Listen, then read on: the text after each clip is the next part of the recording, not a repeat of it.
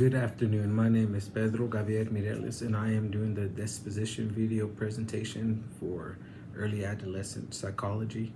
And I'm going to be answering a few questions that were given to us by our professor. And the first question is, what disposition do you possess will make you a successful teacher? And looking at the disposition of learners, I think the few that I can say that I have is honesty, compassion, advocacy, and dedication. These four dispositions I strive to do in the classroom, even as a paraprofessional right now, working in the special education department.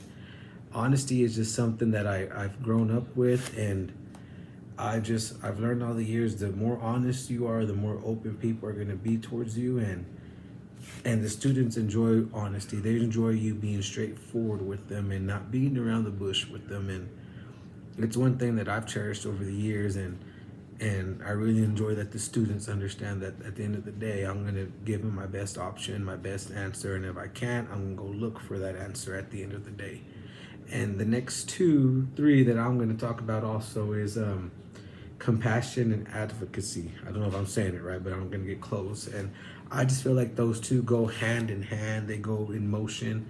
And I feel like these positions are the heart and the value for core teachers and for first year teachers even now. And I take pride. I do take pride in greeting all the students. If I don't know their name, I'm still running by them saying good morning or making a joke with them or calming with them. But I want to make sure they know that they're welcomed when I'm around, and they are welcomed when they enter that school building if I'm there. I don't want to make them feel leaving that place like unwanted, because for some that is their shelter and that is their home for 8 hours a day, and we are there to be a light into their world. And I think it's important. I think it's important to have compassion and advocacy for the kids, because some kids don't have a say so. They don't, and that's hard. That's hard for them, and you really just want to make them feel comfortable. You really want to be compassionate. You really want to go out there for them. And one of the biggest things I've done this year is being a part of the Kids Inc. board here in town, and it helps me make decisions with the board that's best for the kids here in town to play sport like baseball, basketball, volleyball here, and let them enjoy it and let it be about them and not the parents, and to have fun and to learn and to grow and to even meet new kids or talk to kids that I haven't seen in a while that are grown up already, and just there and talk to them and mingle, because as a teacher in these dispositions, we need to take to heart at the end of the day.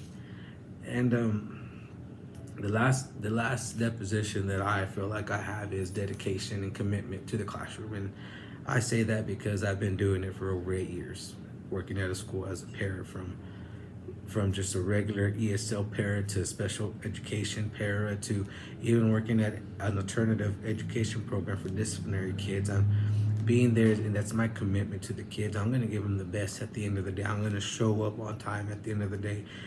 Our work schedule here in Dimmitt, Texas is be there at 7:45, and I cherish getting there about 7:30, even 7:15 in the morning, and that includes waking up early. But still, at the end of the day, I want to let these students know that I'm here. I'm in the campus. They need someone, they can come to me, and I want to put my best foot forward, because as going to Grand Canyon University, I want to become a future math teacher and a coach. If it's not here in this local town, it'll be somewhere else, but hopefully here in this local town, because this is where I want to be. The next question is, which disposition do you need to work on before you become the classroom first year teacher? And one of the ones that I'm looking at, that disposition of learners, one is curiosity is one disposition that I need to work on. I just feel like it's going to take time for me as a first year teacher doing that one, because I think myself out of the box, but I don't think many students will and do, and I want to be that teacher that challenges them, but then also gives them the green light that it's okay to make that mistake. But I want to bring that out of them, bring that and show that for them, and just show that for them at the end of the day. And then I think one of the biggest dispositions that first year teachers and being teachers now is flexibility. The flexibility to change at any given moment, because you don't know what's going to happen. Lesson plans are going to change, students are going to be out. You just got to go with the flow with everything that's going on. And one of the most recent ones is the COVID pandemic. And when everything shut down, everyone was lost. Everyone was lost. And that was a big life changing moment. And learn how to be flexible. And I understand you may not see the students' face for the rest of the year. We didn't see the students' faces for the rest of the year, but understand that we went online and was able to still communicate them, but not see them in person. That's one thing of being flexible. Then coming back from the pandemic, wearing masks. You get sick, you have to go home, change your lesson plans because the teacher's not there. You have less subs to cover a teacher's class. I mean, it was just part of the ordeal that we had to find a way to get around it and be flexible, be committed to it at the end of the day. Be committed, but that flexibility is just one thing that we need to work on as a first year teacher as well. And the next question that we're given to us is, what attributes should a professional educator have and how should they behave? What standards guides their thinking and actions? I would say a professional educator should have good skills in communication, listening, patience, empathy, and collaboration. An educator also needs to focus on what's best for the students. I mean, we have to. At the end of the day, it's what's best. Educators need to be engaging. Then we need to be present. That means not being on our phones or roaming around doing whatever. We need to be a lifelong learner. So if we're teaching math, we need to continue to strive to teach, to look at math and to teach math and all that stuff. And just be prepared for the successfulness of this classroom. And the next question goes, how might teachers' dispositions positively and negatively influence the psychological and moral development of adolescents?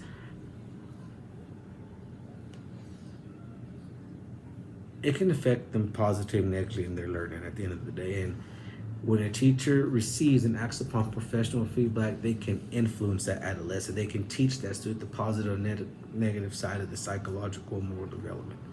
We need to be that role model. We need to be there for these kids at the end of the day. And another thing is this willingness to communicate effectively with everyone, with the co-workers, with the janitors, cafeteria staff, administration, our students, and just to see how, just to bring everything there, to collaborate, just to with others professionally and in a positive way, and the adolescents see it, the adolescents will follow.